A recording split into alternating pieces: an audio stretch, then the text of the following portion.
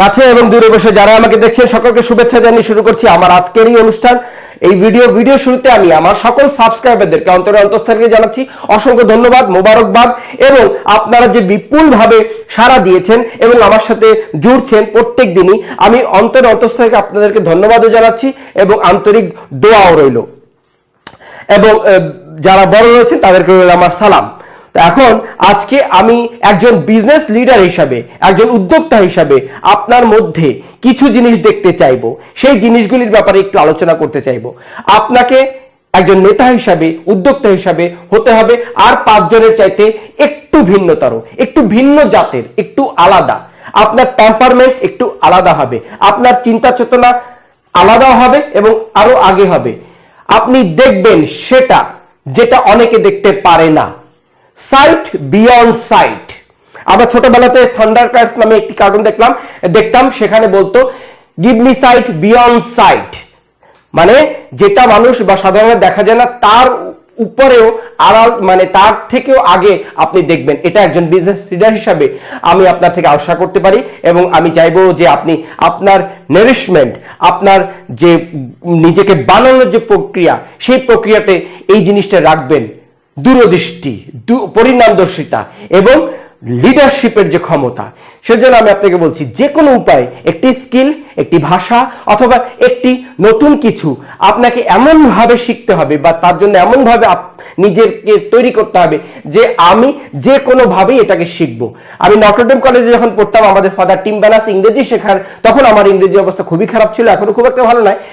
তো তিনি বলতেন যে দেখো, তোমরা নটরডেমে পড়ছো, তোমাদেরকে ইংরেজি খুব ভালোভাবে শিখতে হবে। যদি তোমরা শিখতে না পারো তাহলে বদনামটা আমার হবে, আমাদের হবে। সেই কারণে তুমি যদি কিছু না বোঝো, আমি তোমাকে বাংলায় বুঝিয়ে দেব, আমি একটু আস্তে আস্তে সুন্দর করে বুঝিয়ে দেবো। যদি ওনার ইংলিশ বাংলাটা একটু ধীরে ধীরে ছিলেন, কিন্তু ভালো বাংলা বলতে পারতেন। পরবর্তীতে বললেন যে যদি তারপরে তুমি না বোঝো, আমি ব্ল্যাকবোর্ডে তোমাদের জন্য ফটো ড্রয়িং করে পার্ট টু পার্ট আমি বুঝিয়ে দেব, শব্দটা, বাক্যটা, ইংলিশটা তোমাকে বুঝতে হবে। তারপরেও যদি তুমি বা তোমরা না বোঝো, আমি একটি গল্প ফেদে, একটি গল্প বলে তোমাদেরকে বুঝিয়ে দেব। ইংরেজি তোমাদেরকে শিখতেই হবে, যাবে কোথায়। সো এই ধরনের যদি আপনার মেন্টালিটি থাকে, যে কোনো ভাবেই আমি একজন লিডার হব, আমি আরো 10 জনের চাইতে একটু আলাদা হব, তখন দেখবেন আপনি কাজ করে শান্তি পাবেন, মজা পাবেন, লোকজন আপনাকে সম্মান করবে। আপনি নিজের যে একটি লিডারশিপের মজা, যে ফিলটা, সেটা তখন পাবেন যখন আপনি সবার চেয়ে একটু আলাদা হবেন। এবং সেই কারণে আমি আপনাকে বলছি একটি কথা, একটি গল্প, আরেকটি গল্প আমি বলছি। অনেক গল্প হয়তো হয়ে যাচ্ছে, বাট গল্পে গল্পে কিন্তু অনেক কিছু শেখা হয়ে যেতে পারে। সেটি হচ্ছে এটি, আমি একবার বরিশাল যাচ্ছিলাম বাবা মার সাথে, তখন চরে আটকা পড়েছিল আমাদের স্টিমারটি শহীদ বেলায়েত, আমি যদি ভুল না করে থাকি। আমার স্মৃতিশক্তি আমার সাথে প্রতারণা না করলে শহীদ বেলায়েত একটি বড় স্টিমার ছিল এবং সেফ ছিল। তো চরে আটকা পড়লো। পরদিন সকালে সারেংকে সকলে মানে ভালোভাবে আচ্ছা বুড়া বলতে শুরু করলো, মানে আপনি কেন এটা করলেন, কিভাবে হয়ে গেল, লঞ্চগুলি পার হয়ে গেল। তখন আমি মনে রেখেছি সারেং একটি কথা বলেছিলেন যে দেখুন, আজকে আমার খারাপ দিন, আমি চরে আটকা পড়েছি, হতে পারে, পার্ট অফ দ্য গেম। প্রত্যেক দিনই যে জিতবো, প্রত্যেক দিনই যে ভালোভাবে হবে তা না। অনেক বড় বড় সারেংও অনেক সময় লঞ্চ ডুবিয়ে ফেলে, হয়, অ্যাক্সিডেন্ট ডু হ্যাপেন্স।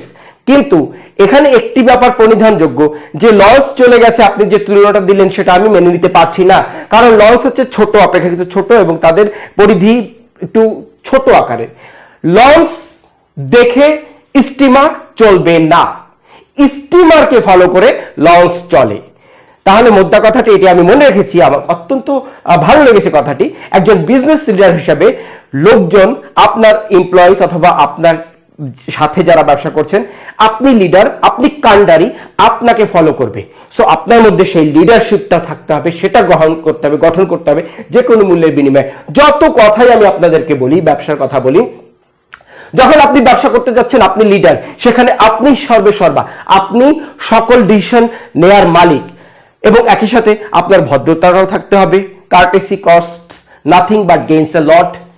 এই যে গুণাবলীগুলি আপনাকে অর্জন করতে হবে, তারপরে আপনি গুটি গুটি পায়ে ব্যবসার দিকে যাবেন, সলিড প্ল্যান নিয়ে যাবেন। সো এগুলি ছাড়া মুশকিল। আপনি যখন একজন লিডার হবেন, তখন সেই লিডারের ব্যাপার হবে যে হ্যাঁ, আমি এটা বলেছি, এটা করেছি, সুচিন্তিত ভাবে করেছি এবং এভাবেই আমরা করব। একটি গল্প, আর একটি গল্প চলে আসলো, সেটি হচ্ছে কোন এক সময় 50-এর দশকে বা 60-এর দশকে, আমি ভুলে গেছি, আমি জানি না, কাশ্মীর ডিসপিউট নিয়ে তাসখণ্ডে, রাশিয়ার তাসখণ্ডে একটি মিটিং হওয়ার কথা ছিল পাকিস্তান এবং ভারতের পক্ষে সরকারের শীর্ষ নেতৃবৃন্দের। সো আইয়ুব খান গিয়েছিলেন এখান থেকে কথা বলতে, এবং লাল বাহাদুর শাস্ত্রী তখন ইন্ডিয়ার প্রধানমন্ত্রী, তিনি গিয়েছিলেন তাসখণ্ডে।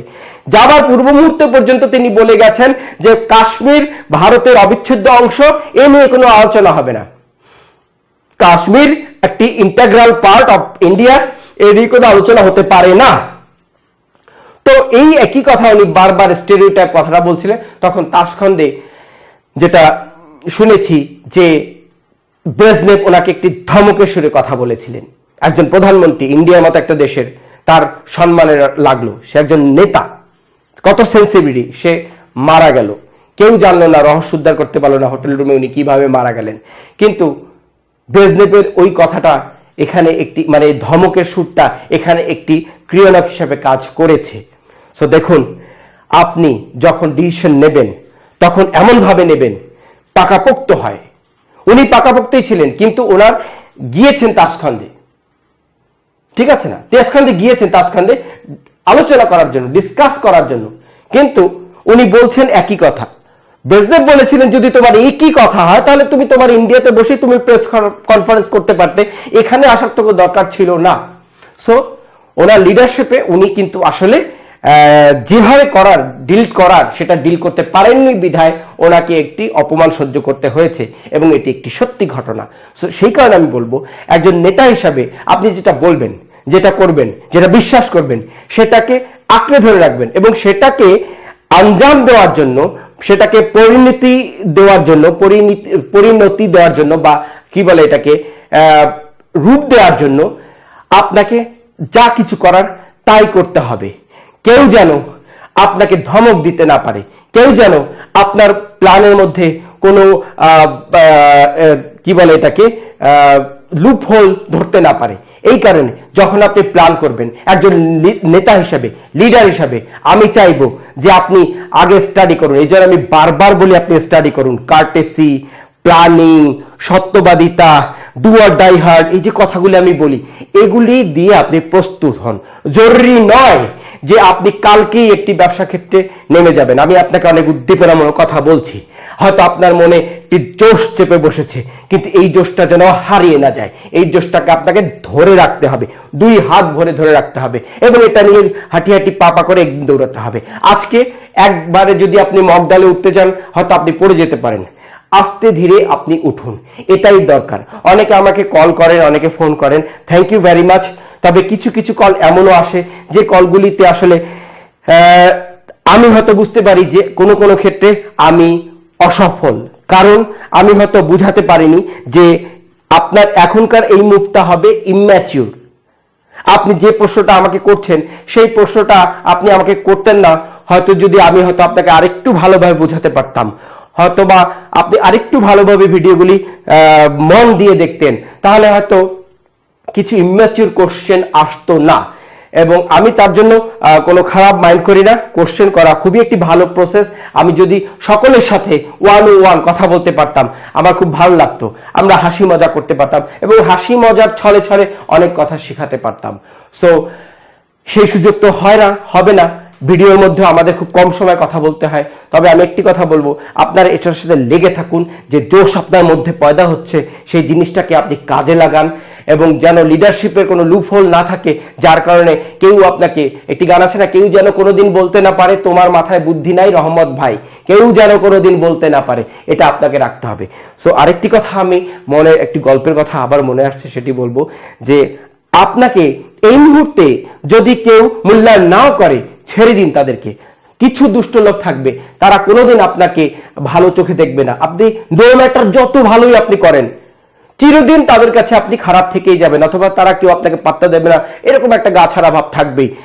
ফরগেট দেম, এড়িয়ে চলুন, ভেগে যান সেখান থেকে।